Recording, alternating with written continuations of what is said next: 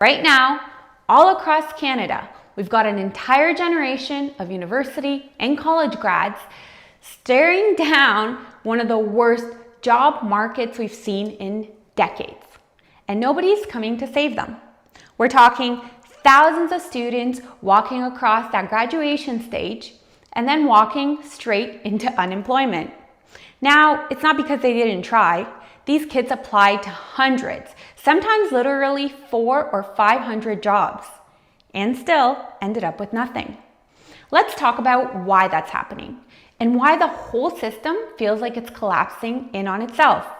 So let's set the scene. Just a couple of years ago, all we kept hearing on the news was, there's a labor shortage, we can't find workers.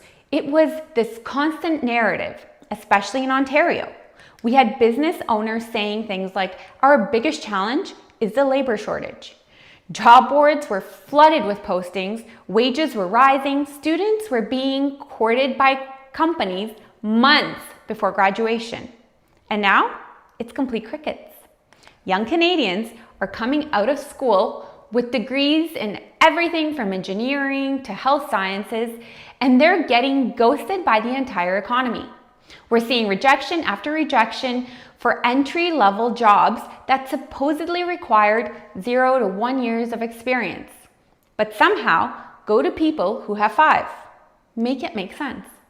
Let's bring in some hard numbers for a second. The unemployment rate for post-secondary grads under 25 in Canada is now sitting at over 11%. That's the highest it's been outside of the pandemic since the 1990s. So if you're a new grad right now, statistically, you're more likely to be unemployed than any graduating class in a whole generation.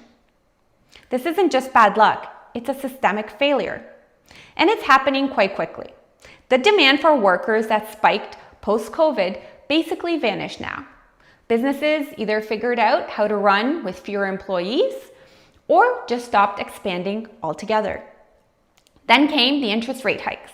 The Bank of Canada kept rising interest rates to tackle inflation, which cooled spending, slowed growth, and spooked employers into freezing hires. The ripple effects of that is fewer job openings, less willingness to take a chance on someone new, less entry-level anything.